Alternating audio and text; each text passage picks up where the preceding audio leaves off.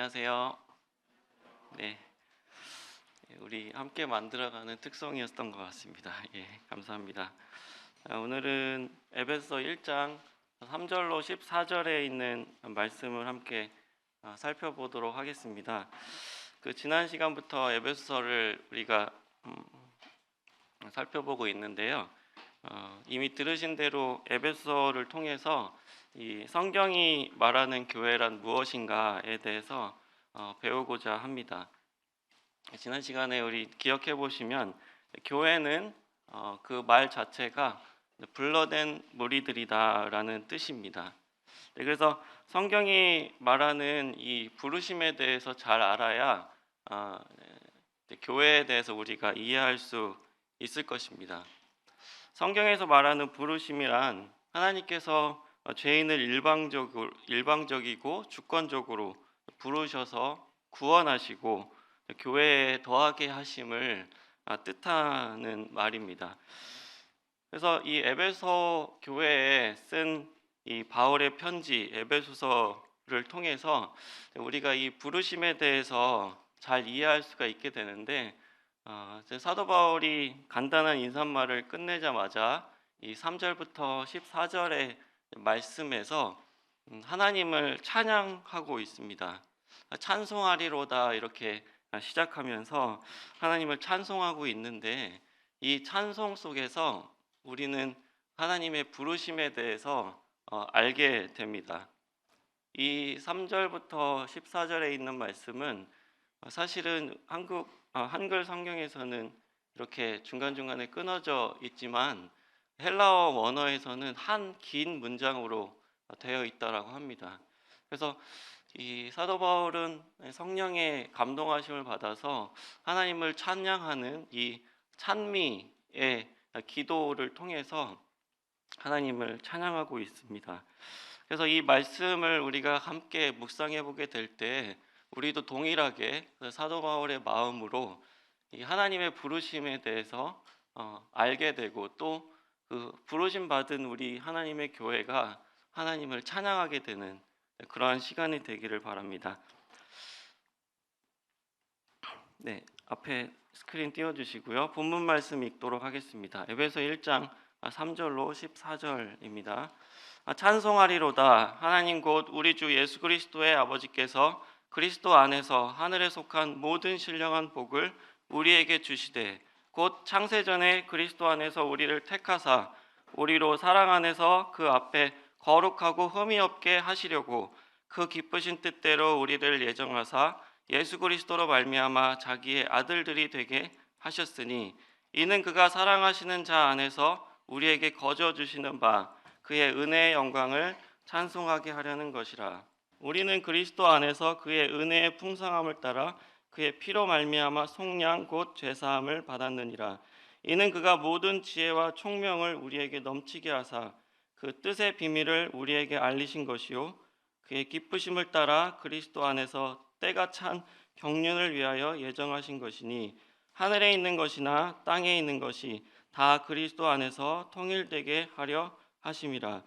모든 일을 그의 뜻의 결정대로 일하시는 이의 계획을 따라 우리가 예정을 입어 그 안에서 기업이 되었으니, 이는 우리가 그리스도 안에서 전부터 바라던 그의 영광의 찬송이 되게 하려 하심이라.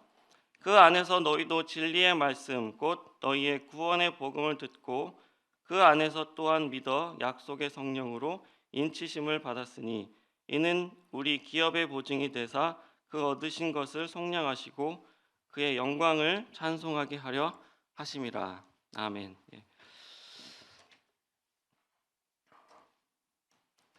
네, 오늘 이 바울의 찬송 시로부터 살펴볼 세 가지가 있습니다. 첫 번째는 하나님의 부르심의 방법이 무엇인가에 대해서 먼저 살펴보기를 원합니다. 이 말씀은 여기 4절에서 먼저 살펴보실 수 있는 것처럼 창세전에 그리스도 안에서 우리를 택하셨다고 하십니다. 5절 말씀에서도 보면 그 기쁘신 뜻대로 우리를 예정하셨다. 11절에는 보다 명확하게 모든 일을 그의 뜻의 결정대로 일하시는 이의 계획을 따라 우리가 예정을 입었다라고 말씀을 하십니다.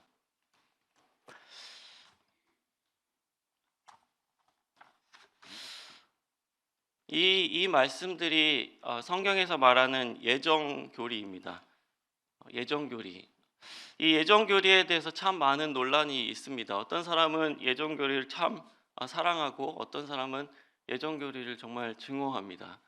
이 예정 교리야말로 하나님을 독재자요 괴물로 만드는 것이다 라고까지 이야기하는 사람이 있습니다. 근데 이 말씀뿐만 아니라 성경의 곳곳에서 하나님께서 주권적으로 일방적으로 죄인들을 부르셔서 구원을 받게 하신다라는 말씀은 성경의 곳곳에 나와 있는 말씀입니다. 그래서 우리가 정직한 마음으로 성경을 읽게 되면 이 예정 교리를 부인할 수 없을 것입니다. 이 예정 교리를 거부하는 사람들의 정당한 이유가 있습니다. 가장 직관적으로는 예정 교리는 참 불공평하다라는 것이죠. 하나님께서 일방적으로 주권적으로 사람을 부르신다라고 하는 개념 자체가 사람이 무언가를 선택하고 의지적으로 뭔가 결정을 해야 되는데 그것을 부정하는 것으로 생각이 들어서 하나님은 참 불공평하시다라고 불평하게 되는 것입니다. 그렇지만 우리가 이 예정교리 앞에서 생각해 봐야 되는 말씀은 로마서 9장에 있는 말씀입니다. 거기서 사도 바울이 말씀하는 것은 무엇이냐면 우리가 우리의 합리와 우리의 이성과 우리의 논리가 하나님의 진리에 아무런 영향도 미치지 않는다는 것입니다.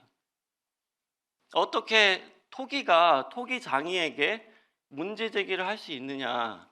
하물며 지음받은 사람이 창조주인 하나님께 어떻게 불평할 수 있으며 문제 제기를 할 수 있냐라고 하는 것이 사도 바울의 논지죠. 우리가 생각하는 그 이성이라고 하는 것, 우리가 생각하는 논리와 합리라고 하는 것은 다 우리의 타락한 죄의 본성으로부터 비롯된 그 논리와 합리 아니겠습니까? 하나님께서 정말 불공평하다고 하시는데 정말 하나님께서 공평하길 바라십니까? 하나님께서 정말로 공평하길 바라신다면 우리 모든 죄인은 내가 저지른 죄 때문에 지옥에 가는 것이 하나님의 공평이지 하나님께서 정말 공평하길 바라시냐는 것이죠. 하나님께서 정말 불공평하시기 때문에 나와 같은 사람에게도 내가 누구간데 하나님의 은혜를 받아서 하나님의 예정을 받아서 구원을 받을 수가 있었겠냐는 것입니다. 그래서 우리가 이 예정교리 앞에서 여러 가지 다양한 말을 할 수 있지만 결론적으로 우리는 예정교리는 우리가 결코 완전하게 이해할 수 없는 하나님의 신비입니다. 그렇기 때문에 우리는 이 예정 앞에서 겸손할 필요가 있는 것이죠. 근데 우리가 다만 한 가지 하나님께서 알려주신 부분에 대해서 우리가 이해할 필요가 있는데 하나님께서는 왜 이 예정을 통해서 우리를 구원하기를 원하셨느냐라는 부분입니다. 하나님께서 왜 이 예정을 통해서 우리를 구원하시길 원하셨을까요? 여기 요한복음 6장 44절 말씀해 보시면 나를 보내신 아버지께서 이끌지 아니하시면 아무도 내게 올 수 없으니 여기서도 분명히 알 수 있으신 것처럼 우리 모든 이 교회는 이 부르심을 받은 이 교회는 하나님께서 아버지께서 이끌어서 누구에게 보내신 거예요? 내게 예수 그리스도께 가까이 가도록 갈 수 있도록 하셨다는 것입니다. 그러니까 이 모든 과정에서 하나님께서 주관을 가지고 주권을 가지고 이루셨다라고 하는 뜻이겠죠.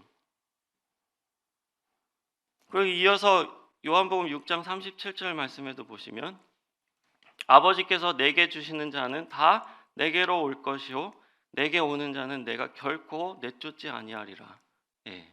여기서도 마찬가지로 아버지께서 예수 그리스도께 주셨다는 것입니다. 이 부르심을 받은 사람들을. 그러니까 교회를 하나님께서 일방적으로 주권적으로 부르셔서 그 부르신 교회를 예수 그리스도께 주셨다는 것입니다.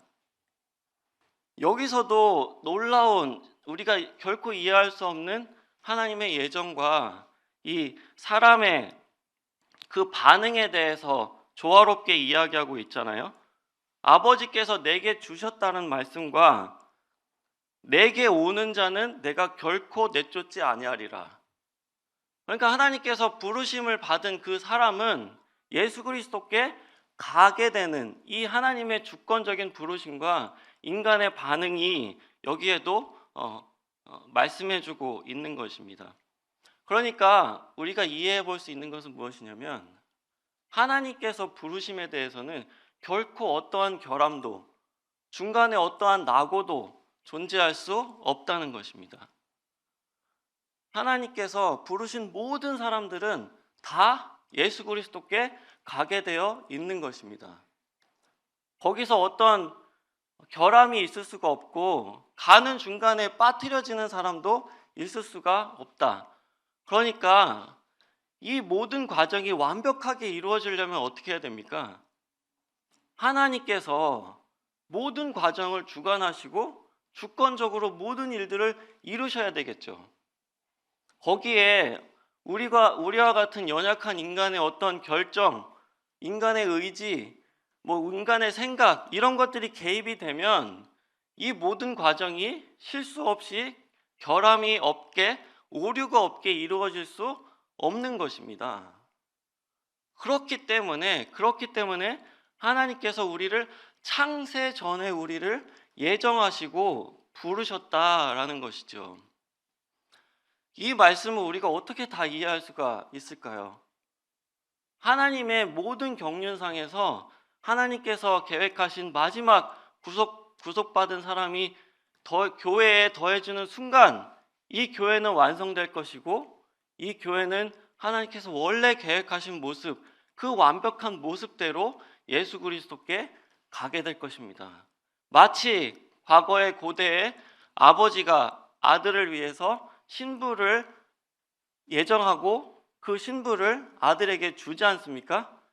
마찬가지로 하나님께서, 아버지 되신 하나님께서 아들 예수 그리스도를 너무 사랑하셔서 그에게 신부를 주시고자 하시는데 그 신부가 바로 흠 없고 점 없는 부르심 받은, 이 부르심에 전혀 결함이 없는 이 교회가 바로 예수 그리스도의 신부로 하나님께서 예비하신 것이다라는 것입니다. 그래서 여기 요한복음 17장 9절 말씀에도 보시면은 내가 그들을 위하여 비옵나니 내가 비옵는 것은 세상을 위함이 아니요 내게 주신 자를 위함이니이다. 그들은 아버지의 것이로소이다. 예. 우리는 아버지의 것입니다.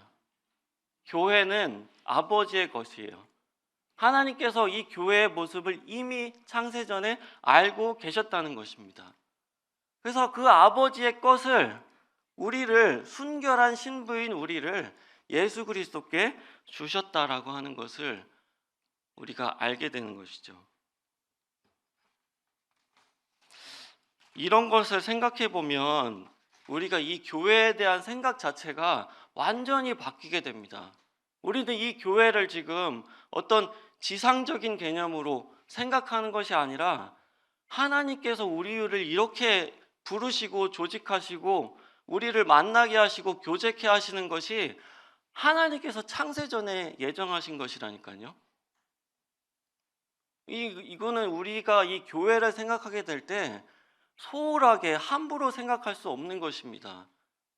하나님께서 창세전에 우리를 부르셨고 완벽한 모습으로 만들어 가신다는 것을 생각해 보게 될 때 우리는 이 교회를 바라보는 관점이 이 지상적인 관점에서 천상적인 관점으로 바뀌어지게 되는 것입니다.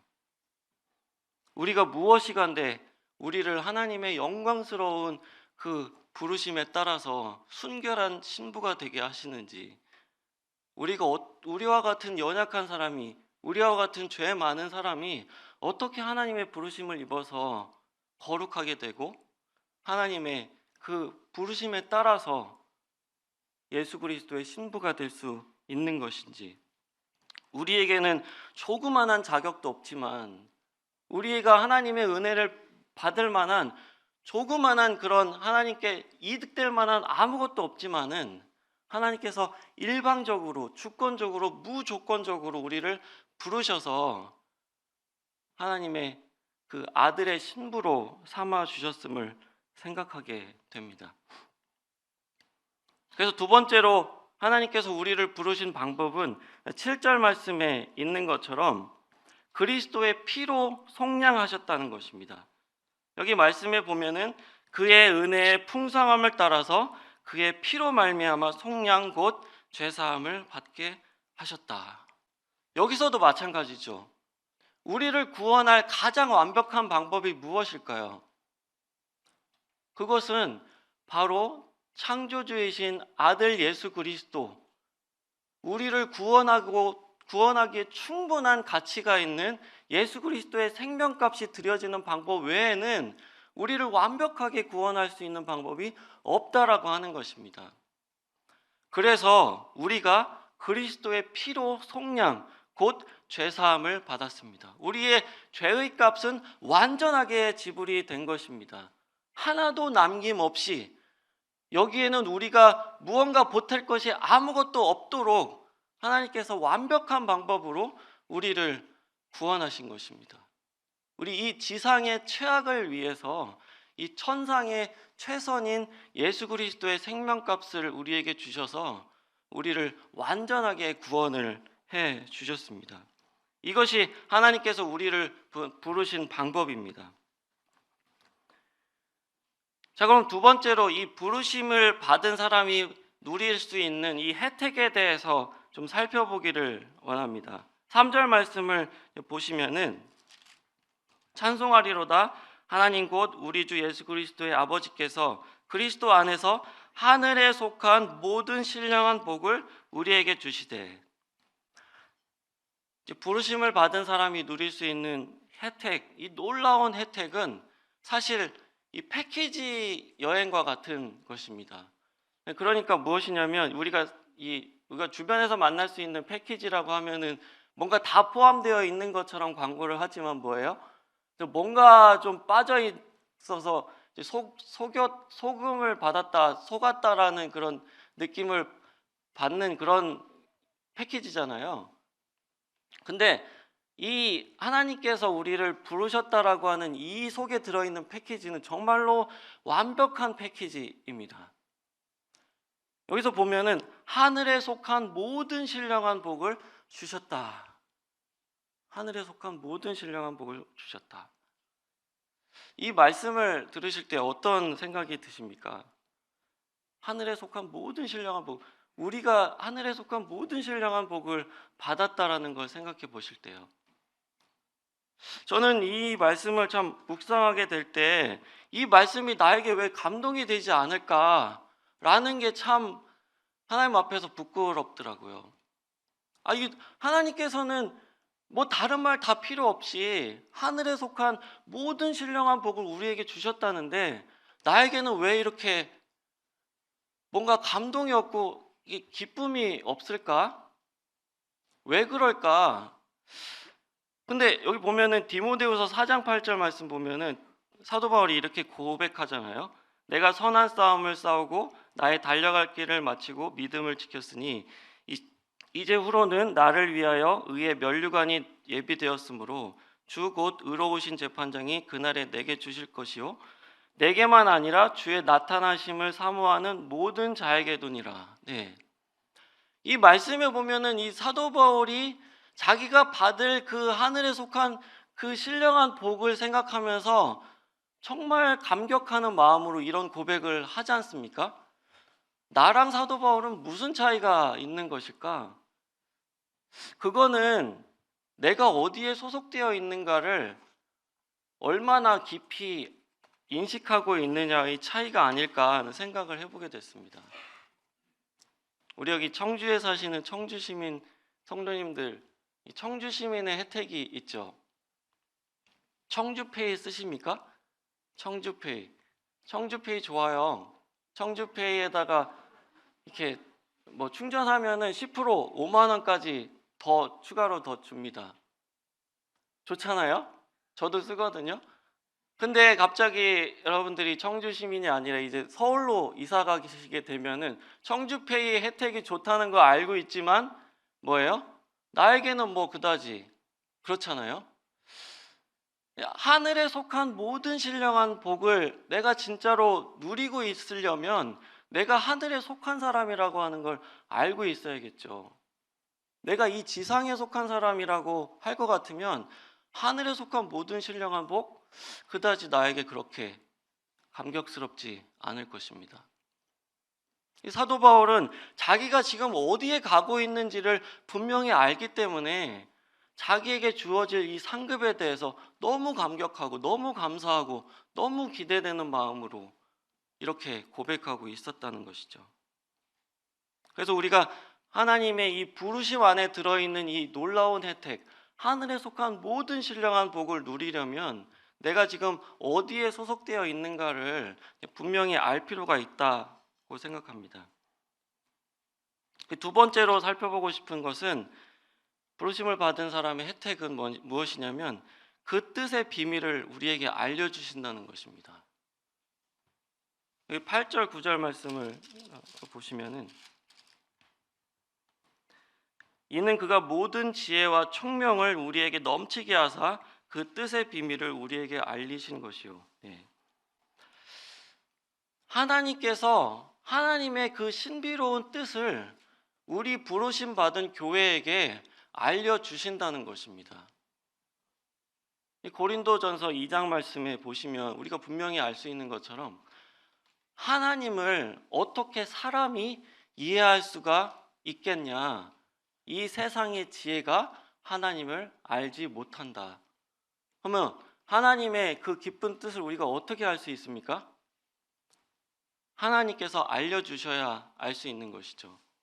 하나님께서 주시는 그 영으로 우리는 하나님의 뜻을 알 수 있는 것입니다. 그래서 우리가 이 세상에 아무리 똑똑한 사람이, 아무리 학식이 있는 사람이 성경을 열심히 읽고 공부한다 해서 하나님의 뜻을 이해할 수 있을까요? 이해할 수 없는 것이 너무나 자연스러운 것입니다. 왜냐? 그는 부르심을 받지 않았기 때문이고 그에게는 하나님의 영이 없기 때문입니다. 근데 반대로 아무리 연약한 그리스도인이라 할지라도, 아무리 미숙하고 아무리 경험이 없는 그리스도인이라 할지라도 하나님께서 영이 그 안에 계시는 한 우리는 하나님의 뜻을 알 수 있다라는 것입니다. 우리는 우리 교회의 공동체에 비전이 있고 그 비전을 성취하기 위한, 달성하기 위한 전략을 세워야 합니다. 그리고 상세한 그런 어떤 계획을 세울 필요도 있겠죠. 그런데 이럴 때 정말 중요한 전제가 있습니다. 무엇이냐면 우리의 뜻이 아니라 하나님께서 우리에게 주신 그 뜻을 위해서 비전을 세우고 전략을 세우고 계획을 세워야 할 필요가 있다라는 것이죠. 이 사람의 어떤 생각이 여기에 개입될 수 없는 것입니다. 왜냐하면 우리 교회는 부르심을 받은 무리들이기 때문에 하나님께서 이 부르심 받은 무리들에게 하나님의 계획을, 하나님의 뜻을, 하나님의 우리를 향하신 그 목적을 우리에게 알려주시기 때문에 우리는 다만 하나님께서 알려주신 그 부분을 말씀을 통해서 하나님의 영을 통해서 분별하고 그 분별된 뜻을 성취하기 위해서 우리는 노력하는 사람이라는 것입니다. 그래서 우리는 정말 정직하고 깨끗한 마음으로 이런 것들을 기도 가운데서 해야 될 필요가 있는 것이겠죠. 하나님께서 나에게 정말로 이 교회를 향한 뜻이 무엇입니까? 라고 묻고 그 알려주신 그 뜻만을 위해서 우리 공동체는 함께 노력해야 할 것입니다. 이 세 번째로 부르심을 받은 사람이 누릴 수 있는 혜택은 하나님의 자녀로 양자가 되었다라고 하는 부분입니다. 하나님의 자녀가 되었다.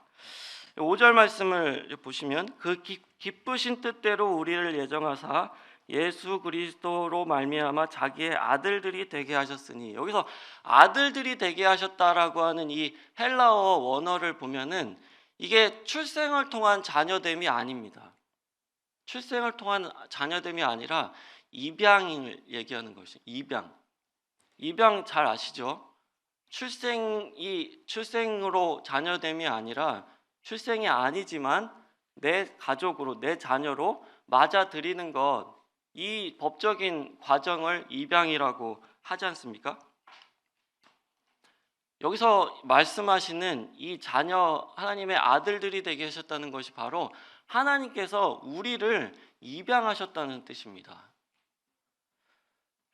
그래서 이 사도 바울이 지금 이 문화권이 이 로마 문화권이잖아요.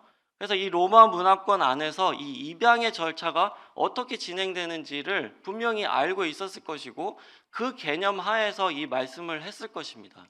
그래서 이 말씀이 무슨 뜻인지를 우리가 로마의 문화권 안에서 이해를 해야 되는데, 자, 그래서 제가 글씨가 작으시겠지만 제가 윌리엄 바클레이라는 분이 로마서 주석에서 설명한 부분을 제가 좀 읽어드리려고 합니다. 굉장히 이해하기가 좋아서 제가 좀 읽어드리겠습니다. 로마의 입양 제도는 아버지의 가부권 때문에 매우 복잡하고 어려운 절차이다. 로마의 가부권은 자녀의 생사를 결정할 정도로 절대적이다. 자녀들은 아무리 나이가 많아도 언제나 가부권의 지배를 받게 되어 있고 아버지의 강력한 소유권 아래에 있게 된다. 따라서 입양이란 어떤 사람이 한 가부권에서 다른 가부권으로 옮겨지는 과정이므로 매우 심각하고 엄중한 절차를 밟아야 한다. 입양의 절차는 크게 두 가지이다. 첫째 절차는 상징적으로 거래를 한다. 그때 구리와 저울을 사용한다. 거래를 3차례 하게 되는데 처음 2차례까지는 상징적으로 자녀를 팔고 되찾기를 반복한다. 마지막 3번째에는 팔고 되찾지 않는다. 이런 방식으로 기존 가부권이 깨졌음을 알린다. 두 번째 절차에서는 양자를 받아들이는 아버지가 집정관에게로 가서 양자가 이제 자기의 가부권으로 들어온 법적인 사건을 드러낸다. 이런 과정을 거쳐 법적인 절차가 마무리되면 이것으로 입양 절차가 마무리되는 것이다. 이렇게 입양이 마무리되면 어떤 결과가 나타날까? 첫째로 과거 가족의 모든 권리와 책임은 취소되고 새 가족의 합법적인 권리를 모두 소유하게 된다. 법률적으로 그는 새로운 아버지를 얻게 되는 것이다. 둘째로 양자는 새 아버지의 유산을 물려받을 권리를 얻게 된다. 이것은 새 아버지가 생물학적 친자식을 후에 얻는다고 할지라도 그 권리는 전혀 변화가 없다. 셋째로 법적으로 과거의 삶은 완전히 지워진다. 예를 들어 과거에 가진 빚도 없어진다. 이제 새로운 가족에서 새로운 삶을 시작하게 되는 것이다. 넷째로 법률적 관점에서 새 아버지의 친자식이다. 로마의 역사에서 이와 같은 신뢰가 있다. 로마의 황제 클라우디우스는 네로를 입양하여 그에게 권좌를 물려주고자 하였다. 클라우디우스와 네로는 전혀 혈연 관계가 없는 사람들이다.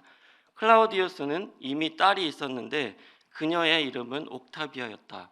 네로는 이와 같은 연맹을 더욱 공고히 하기 위하여 옥타비아와 혼인하고자 하였다. 네로와 옥타비아 역시 전혀 혈연 관계가 없었지만 법적으로는 그들은 완벽한 남매 관계였다. 그래서 그들이 실제로 결혼하기 전에 로마의 의회는 특별한 규정을 통과시켜야만 했다.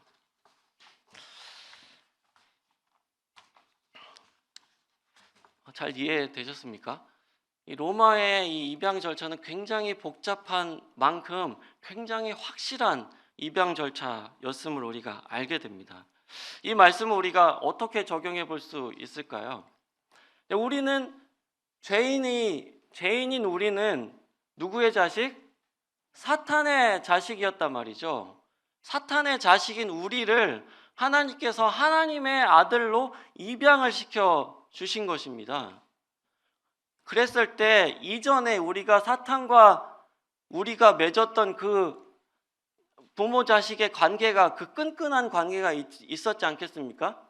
그것을 완전히 청산하고 거기서 있었던 모든 비제 관계라든지 모든 그런 법적인 관계가 완전히 다 청산이 되고 이제는 하나님의 자녀로 완전한 친자식으로 그렇게 입양이 되었다는 것이죠. 그렇기 때문에 우리 11절에서 보시는 것처럼 하나님의 자녀가 누리는 기업을 우리가 받을 수가 있는 것입니다. 이게 참 얼마나 놀라운 은혜냐면, 여러분들 우리가 좀 입양에 대해서 생각해 보실 때 입양은 가능하면 뭐예요? 어렸을 때 하는 것이 좋다라고 모두들 인정하고 있잖아요. 그렇죠? 뭐 그 이유에 대해서는 더 말할 필요도 없겠죠. 근데 지금 보면은 원수의 자식을, 그것도 다 큰 어른을 내 자녀로 지금 입양했다라는 거거든요. 입양 자체가 정말로 엄청난 일인데 그것도 원수의 자식을 다 큰 어른을 자식으로 입양한다? 이거는 정말로 생각할 수 없는 놀라운 은혜입니다. 하나님께서 그렇게 우리를 아들로 삼아 주셨다는 거거든요. 너가 과거에 있었던 모든 것들은 내가 다 청산해 줄게.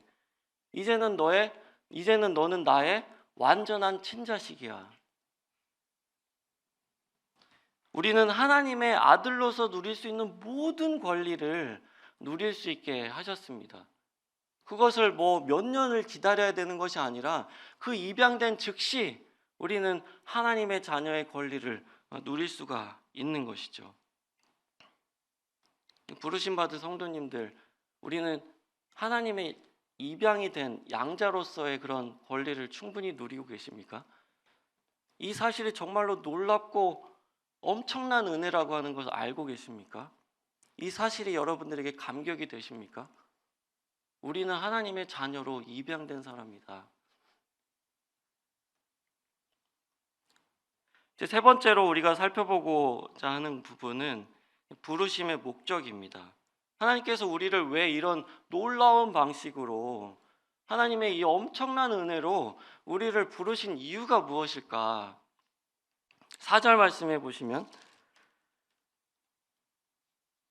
곧 창세전에 그리스도 안에서 우리를 택하사 우리로 사랑 안에서 그 앞에 거룩하고 흠이 없게 하시려고. 네. 너무나 분명하게 말씀해 주시는 그러한 부르심의 목적이죠. 우리를 거룩하고 흠이 없게 하시려고. 이미 말씀드린 대로 하나님께서 왜 우리를 예정이라는 방법으로, 인간적인 어떠한 그런 역사가 거기에 개입이 되지 않도록, 인간의 어떠한 계획이나 생각이 거기에 절대로 오염시키지 않도록 이 예정이라는 방법으로 주권적으로 이렇게 하셨느냐? 우리를 거룩하고 흠이 없게 하실 수 있는 방법이 그 방법이기 때문입니다.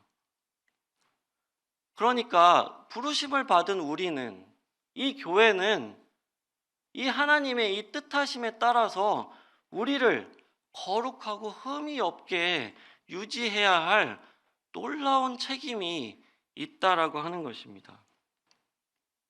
우리는 하나님의 부르심을 받은 자녀들로서 이 그리스도의 거룩하고 순결한 신부로서 우리는 우리 자신을 깨끗하게 할 필요가 있습니다.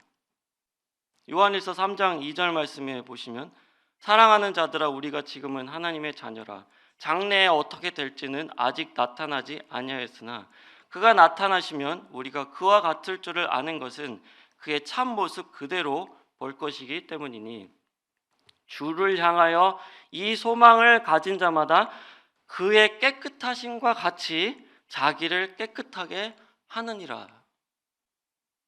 내가 하나님의 입양된 양자라고 하는 것을 아는 사람은 내가 하나님의 친자식이 되었으니 하나님의 거룩하심을 따라 그분처럼 나도 거룩하게 되기를 원하는 것이 부르심을 받은 자녀의 마땅한 바다. 라는 것을 여기서 말씀해 주시는 것입니다. 이것에 대해서 우리 누구도 부인하지 않겠죠. 그렇지만 이것이 나에게 직접적으로 적용이 되게 될 때 참 두려운 마음이 있습니다. 저도 마찬가지, 저의 가족도 마찬가지. 언제든지 우리는 이 죄에 오염될 수 있는 사람이기 때문에, 이 죄의 유혹에 빠질 수 있는 사람이기 때문에 장담할 수 없는 것이죠. 그래서 우리는 계속해서 이 말씀을 생각하고 상기하고 내 자신을 그 앞에서 겸손하게 하고 정말로 조심하고 또 조심하고, 이 말씀이 이 교회의 권징과 밀접하게 연관이 되어 있습니다. 이 교회를 거룩하게 지키기 위해서, 이 교회를 흠이 없게 하기 위해서 이 권징이라는 것이 없으면 할 수가 없는 것입니다. 근데 교회의 권징에 대해서 인도자들이 얘기하려고 모이면 이제 형제님들이 말이 없어지십니다. 뭐라고 말할 게 없어요. 어떻게 해야 할지, 이거를 정말로 고려하고 많은 것들을 생각하고 이 말씀을 어떻게 적용해야 될지 고민하고 또 고민하고, 이걸 성도님들 앞에서 어떻게 얘기를 해야 될 것인가 고민이 되죠. 제가 말씀드리는 이유는 인도자들을 이해해 달라고 말씀드리는 것이 아니라, 우리가 정말 곤혹스럽지만 피하고 싶지만 피하고 싶다고 해서 피할 수 있는 것이 아닙니다. 이것이 내가 만든 단체라면 그냥 어물쩍 넘어갈 수도 있을 것이고 그냥 예외를 만들 수도 있을 텐데, 그것이 아니라 이 교회는 하나님께서 창세 전에 우리를 거룩하고 흠이 없게 하시려고 완전하게 우리를 부르셨다는 것을 생각해 보게 되면 우리가 피하고 싶다고 피할 수 있는 게 아니라고 하는 것입니다. 믿지 않는 자와 멍해를 같이 하지 말라 말씀하셨습니다. 믿는 자와 믿지 않는 자가 어찌 상관할 수가 있냐고 말씀하셨습니다. 너희는 그들 중에서 따로 있으라고 말씀하셨고, 부정한 것을 만지지 말라고 말씀하셨습니다. 이 말씀을 있는 그대로 우리가 적용하면 안 되겠습니까? 여기 우리가 정말로 하나님을 존중한다면, 우리가 정말로 하나님을 사랑한다면, 이 하나님의 이 놀라운 신비를 이해하고 있다면 이 말씀을 최대한 우리가 잘 순종할 수 있도록 노력하는 것이 부르심을 받은 성도의 마땅한 바가 아니겠습니까?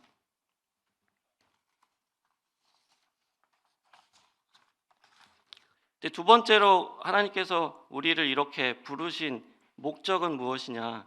10절 말씀에 보시면 하늘에 있는 것이나 땅에 있는 것이 다 그리스도 안에서 통일되게 하려 하심이다.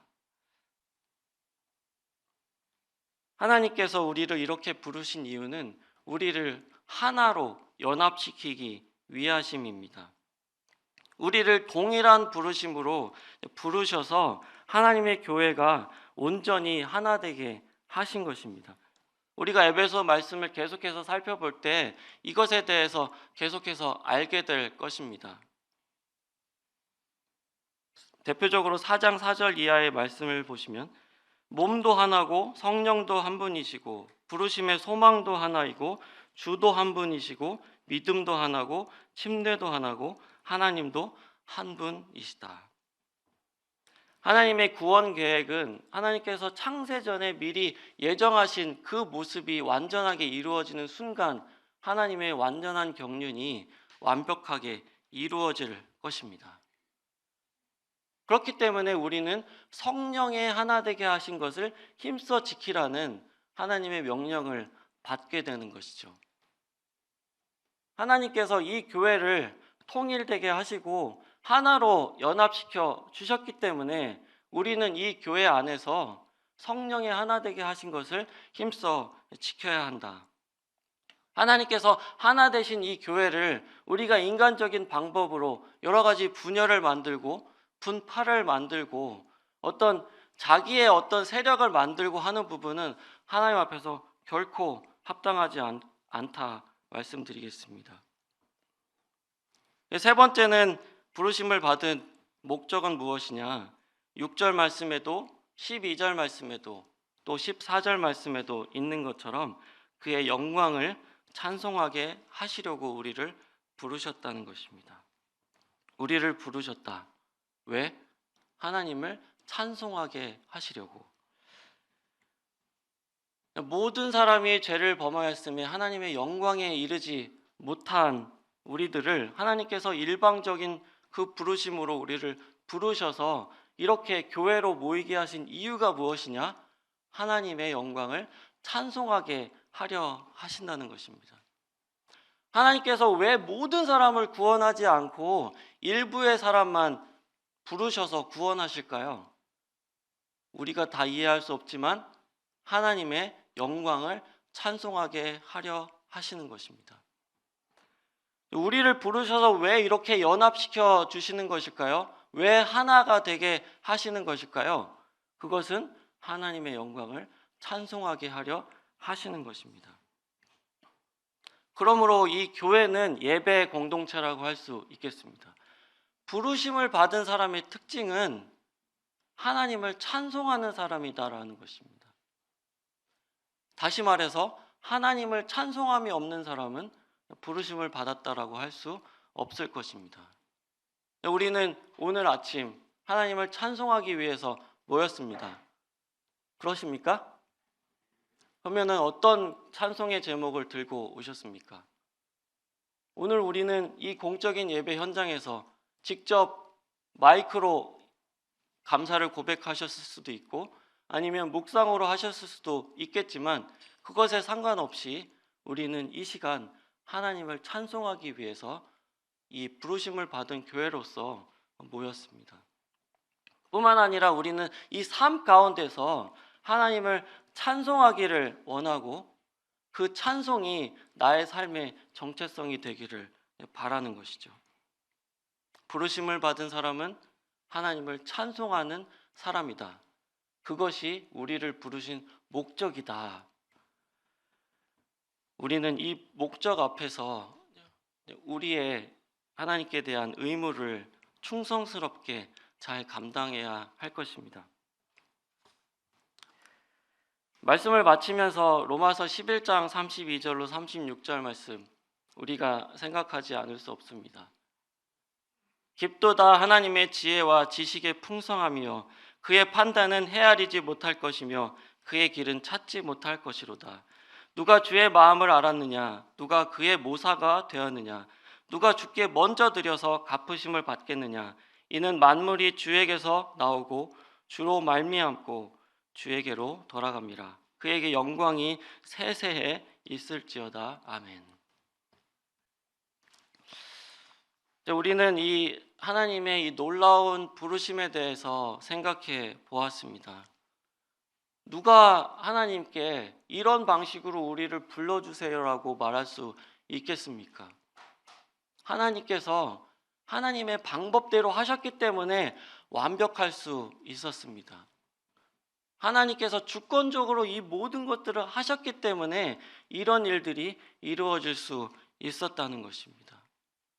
우리는 이 부르심 앞에서 하나님을 놀랍게 찬양할 수밖에 없습니다. 나 같은 죄인을 내가 누구간데 하나님께서 나를 부르셔서 나에게 그 놀라운 은혜를 베풀어 주셨는가. 저는 최근에 한 국내 사역자의 간증을 들으면서 참 마음에 감동이 되었습니다. 선생님께서 간증을 하실 때 이런 말씀을 하십니다. 이스라엘 백성들이 바벨론 포로살이를 하다가 자그마치 70년입니다.